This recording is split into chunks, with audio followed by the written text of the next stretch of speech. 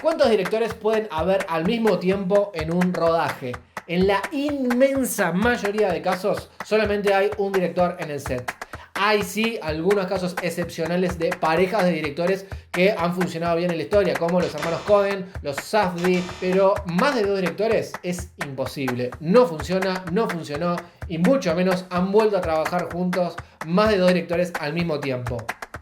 Salvo una única excepción en País Vasco. Me llamo Martín de Benedetti y hoy te voy a hablar sobre la historia de un hombre que medía 2 metros 40, sobre una supuesta víctima del holocausto que al final no era ni víctima ni estuvo en el holocausto, sobre una persona que estuvo más de 20 años encerrada en su propia casa. Hablemos sobre la filmografía de los Moriarty y descubramos cuál es su mejor película. Hablemos de cine.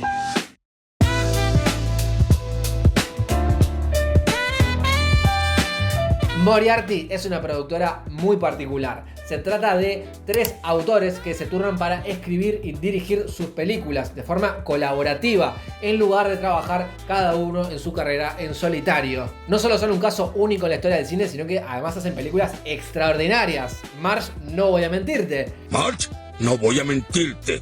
Los Moriarty son moneda corriente en los festivales, ceremonias de premiaciones, tienen prestigio. Lo que no tienen es popularidad masiva. Están a esto de sacar esa película que los catapulte a la fama para que sean conocidos por mi tío, mi madre, por el público mainstream.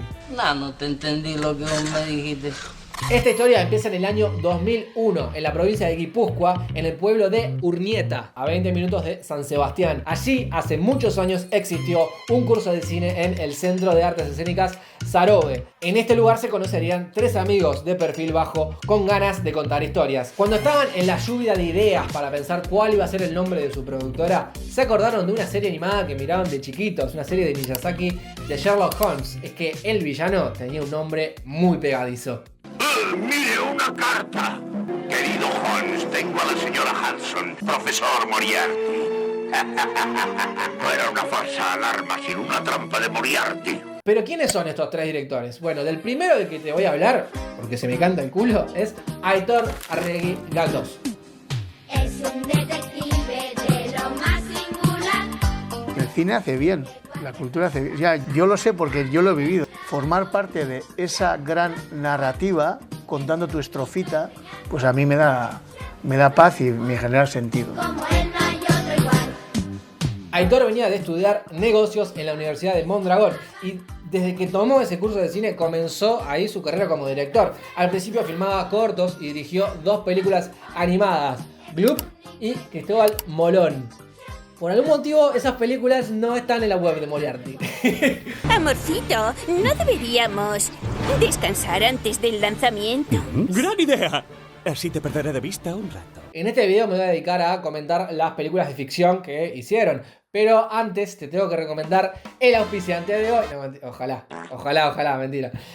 Tengo que recomendarte el documental Lucio. Cuando se manipula mucho dinero, hay rumores de que hay dinero que corre. ¿Quién ha recibido ese dinero? No iba ni para putas, ni para cafés, ni para cabarets, ¿comprendes? Iba donde tenía que ir y eso lo administraba yo como me daba la gana, ¿comprendes? Como me daba la gana.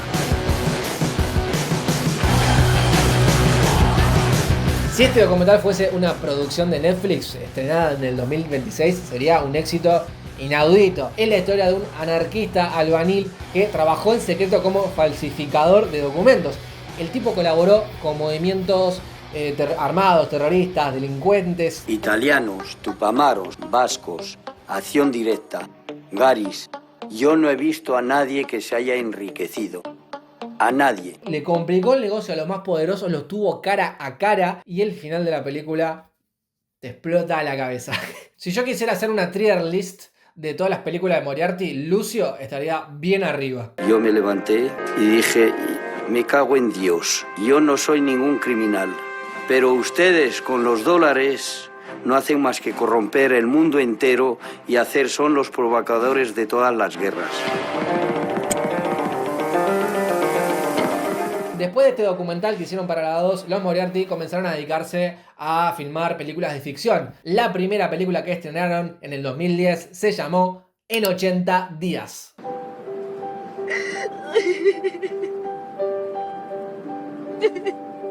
En 80 días es una película que sin dudas sorprende. Empieza con un accidente de tránsito. Un tipo queda en coma, su pareja fallece y nadie puede ir a visitar a este señor. Los padres no están, los amigos tampoco. Su expareja vive en Estados Unidos, olvídate que lo vaya a ver. La madre de su expareja es la única señora que se apiada por este hombre y empieza a visitarla. Una viejita casada que tiene un gran corazón. En esa sala de hospital, esta señora llamada Ayun conoce a otra viejita llamada Maite. Una viejita bastante pesada al principio, que habla fuerte, le cae mal. Oi, barkatu. Ez naiz konturatu. Ai, lotzau. Nera nahiaren urte betetzea da eta badakizu. Mikelen familixakoa zara? Hori jakingo banu.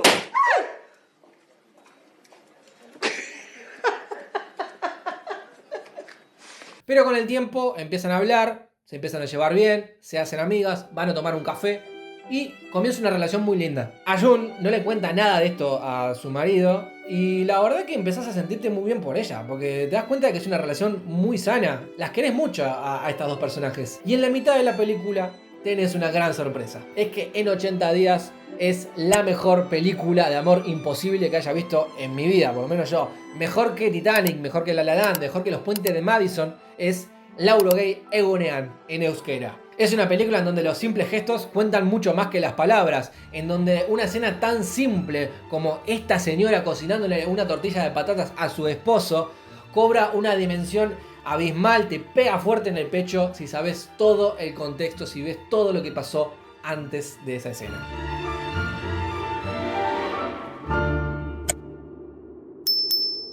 En la tier list de Moriarty yo pongo a Laurogei Egunean arriba del todo. Para mí, impresionante. Por el motivo que sea una historia de amor LGBT en la tercera edad, no fue un éxito descomunal en las taquillas de cine. Y en la segunda película pasa algo similar, que las dos primeras de Moriarty son géneros muy difíciles de vender, pero que yo te las defiendo a capa y espada. Mila esker, Eta hori? Loriengatik. Eta zein bidalitu ba? Ez dituzu zu bidali? Ni zertako? En el 2014 se estrena Loreak, Las Flores. ¿Qué pasaría si un día empezás a recibir flores de una persona anónima? Te hago una pregunta más extraña. ¿Qué pasaría si un día descubrís que una persona anónima le está enviando flores a un familiar tuyo que está caput? ¿Qué haces? ¿Llamás a la policía? Pero la policía no va a hacer nada. Unas flores no, son totalmente inofensivas, ¿no? Es que en Loreak tenemos la historia de 3 mujeres que pasan un duelo de forma distinta. Volvemos a tener un accidente de tránsito, volvemos a tener a Itziar Aispuru, esta vez como una madre dolida. Tenemos a Itziar Ituño como la viuda y a Nagore Aramburu mucho antes de ganarse el Goya que acaba de recibir en el 2026. De nuevo, este es un drama que es difícil de vender, con una temperatura de color verdosa, un ambiente solemne, sutil, y que toma una situación muy peculiar para explorar el desarrollo de diferentes personajes evolucionando por lugares inesperados. Recomendación 100%. En una tier list yo pondría a Loreak al lado del Laurogei Egunean, bien arriba.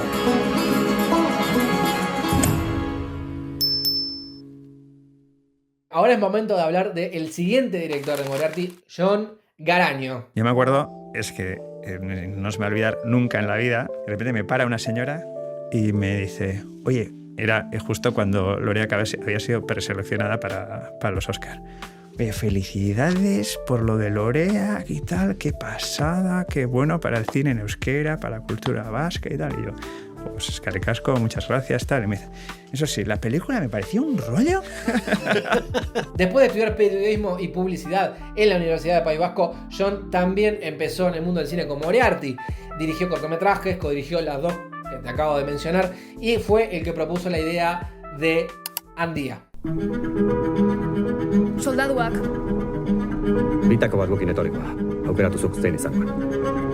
Handia es la historia de 2 hermanos guipuzcoanos después de la Primera Guerra Carlista. Cuando uno de ellos, Martín, yo no, otro Martín, Martín vuelve a casa, descubre que su hermanito ahora está más grande. Y su hermano la semana siguiente crece más. Y sigue creciendo, y sigue creciendo, y crece, y crece, y crece. Llega a medir 2,40 metros el hermanito. La gente del pueblo empieza a interesarse por esta persona tan peculiar y a su hermano se le ocurre una idea brillante. Vamos a transformar esto en un espectáculo. Su Majestad, si a Su Alteza le gustara nuestro espectáculo, nos abriría las puertas de viajar al extranjero y así. ¿Es retrasado? Es vasco. Esta es la historia de El Gigante de Alzo. Una historia real que mucha gente pensaba que era solamente un mito hasta que se estrenó esta película. Todo empieza por una fascinación que sentí yo de pequeño. Fuimos con el cole al Museo San Telmo. Hay un grabado del Gigante de Alzo, un sombrero. Cuando empezamos a hacer cine, pues yo, una de las ideas que planteo ya desde el principio es hacer una película sobre el Gigante de Alzo. Y año tras año mis socios me dicen que no les parece muy buena idea. Y así como... o no la vendiste bien. O no la vendí bien, que puede ser también eso, ¿no? Andía no solamente representó un gran salto de calidad para las producciones de Moriarty, sino que también lo fueron para el cine vasco en general. Fue muy importante que David Eras, nuestro supervisor de efectos digitales, nos hizo una prueba, nos dijo, mira, quedaba a veces un poco desproporcionado la cabeza, porque claro, tú generas un cuerpo de 2,42, pero la cabeza se te queda pequeña. Entonces, para según qué planos generales, pues mediante VFX se podría agrandar la cabeza hasta hacerla proporcionada, ¿no? Estas cosas los sacamos mucho también de los DVDs del Señor de los Anillos, porque tenían que jugar mucho con el tema de los tamaños. Se llevó 10 premios Goya ese año, una locura. Y en la tier list de Moriarty te la pongo al lado de Lucio. La siguiente película de Moriarty es la primera que hacen en castellano, protagonizada por Antonio de la Torre y Belén Cuesta, actorazos. Era un drama llamado La Trinchera Infinita.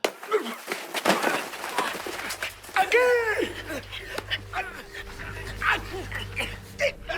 ¡El ingenio!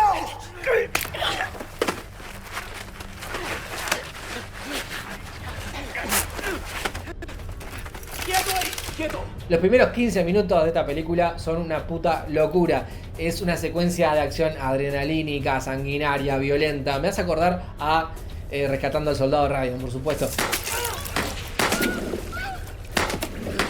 Es la historia de Íguiño, un prófugo político que consigue volver a su casa después de que casi lo matan, le pasa de todo. Y en su casa su mujer lo esconde debajo de un agujero. Entonces pasa una hora, pasan 2 horas, pasa un día, pasa una semana, pasa un mes, pasa un año, pasan 3 años, 5 años, 10 años, 30 años de un hombre encerrado en su propia casa. La Trinchera Infinita está basada en 3 casos reales, 3 historias de prófugos políticos que se encerraron en sus propias casas durante la Guerra Civil y la dictadura franquista. Es una película que es muy interesante, sin dudas, pero la pondría un poquito más abajo que las otras porque en un momento te das cuenta de que están inventando historias en el medio de esos 30 años y se pierde el factor sorpresa. Esta además fue la primera película que fue firmada, dirigida por los 3 Moriarty: Aitor Arregui, Jon Garaño y el que me faltaba mencionar, José Mari Goenaga.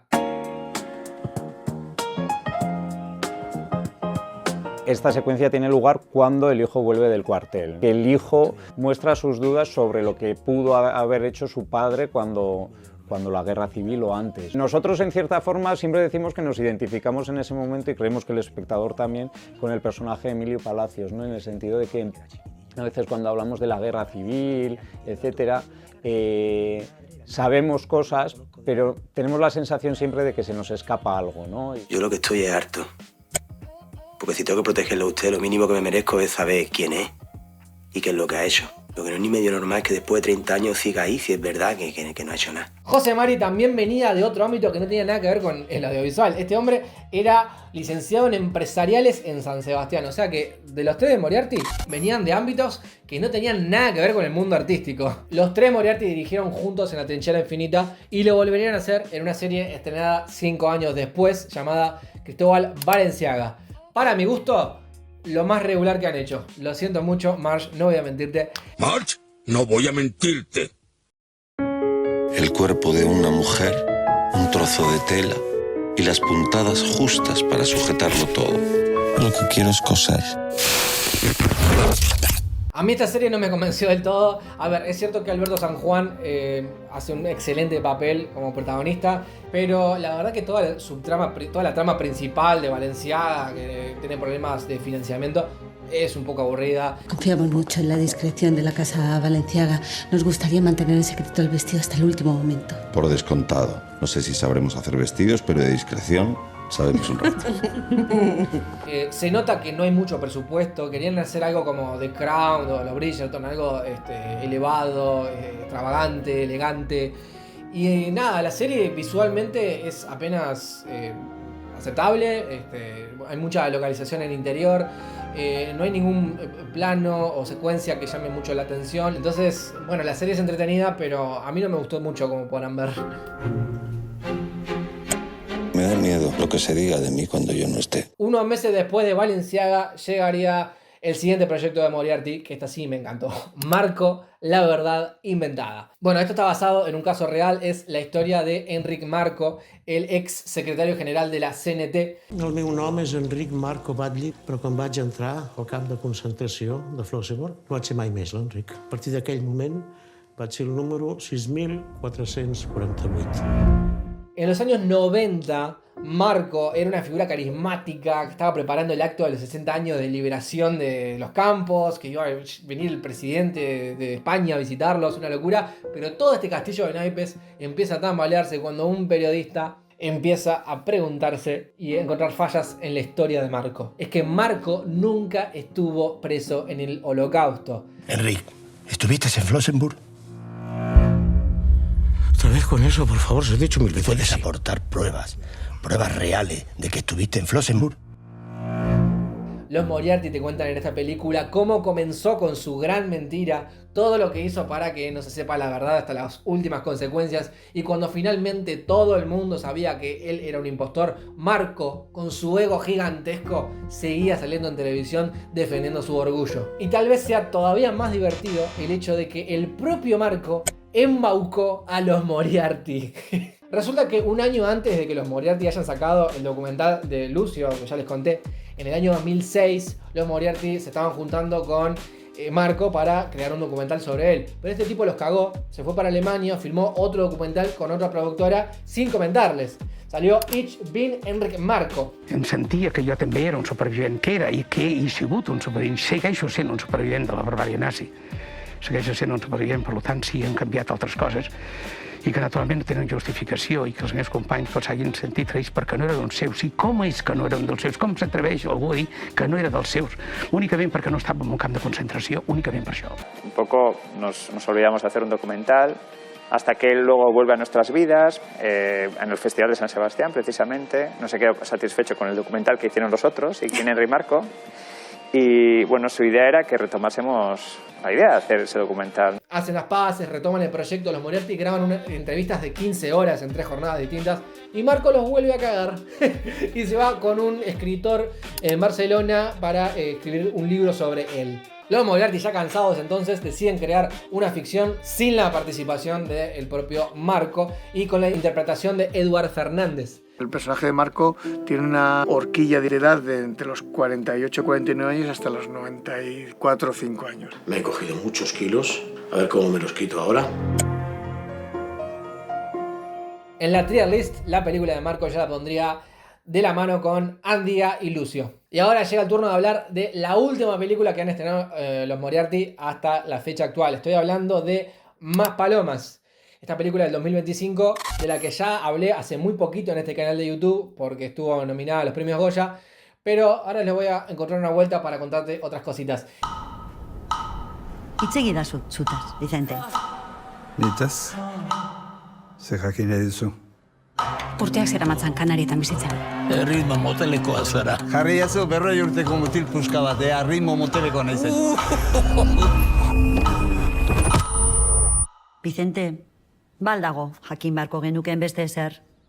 El pistoletazo de salida era un poco el que yo hubiese leído un artículo donde se hablaba de la gente mayor del colectivo LGTBIQ+, que cuando eran ingresados en residencias volvían al armario. ¿no? Con lo cual siempre hay como un componente de trama del que... Ese es el detonante en realidad, o sea, el pistoletazo de salida de la película. Sí, ese y el propio Maspalomas, que yo fui de vacaciones por primera vez en el 2016 y dije, me gustaría retratar esto en alguna peli, ¿no? Egun normal batean, ze gustatzen zaizu egitea? Ez dakit, eskitan etzatea. Maspalomas empieza con golpes duros, pero afortunadamente no es una espiral de dolor y sufrimiento. Está protagonizada por José Ramón Sorois, quien ganó el Goya este año y por esta película, y que es una gran estrella en País Vasco. El papel de la hija está interpretada por Nagore Aramburu, quien volvería a trabajar de Moriarty mucho tiempo después y que este año también se llevó el Goya. Niinokide kontraixoa, animo Vicente. Lea. Enez zurekin ondo portatu.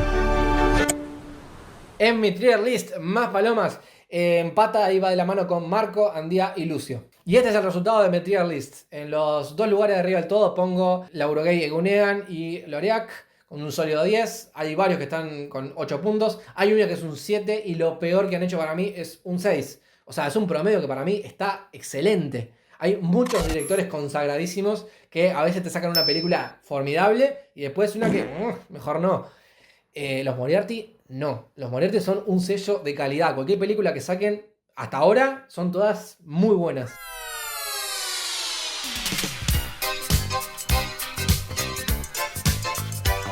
¿En qué se caracteriza el cine de los Moriarty? Bueno, además de tener temas recurrentes como la diversidad sexual, la tercera edad o el euskera, que eso lo podemos ver en todo el cine vasco en general, las películas de los Moriarty suelen estar protagonizadas por personajes históricos que pasan por situaciones extraordinarias. Pero lo que más caracteriza a las películas de los Moriarty es cómo hablan de la identidad, qué es lo que realmente somos y cómo nos mostramos hacia los demás. Una anciana que le oculta a su esposo su verdadera sexualidad, un anarquista que falsifica documentos de identidad, justamente, un hombre enfermo que se muestra como un fenómeno de circo, un señor que se inventa una historia de sobreviviente del holocausto para que lo vean con respeto, un viejo gay que tiene que volver al armario o un modista gay que se muestra como un empresario funcional al gobierno de turno. El único problema que tienen los Moriarty es que no son populares, no tienen el reconocimiento de Almodóvar, Alex de la Iglesia, Bayona, Buñuel, Segura.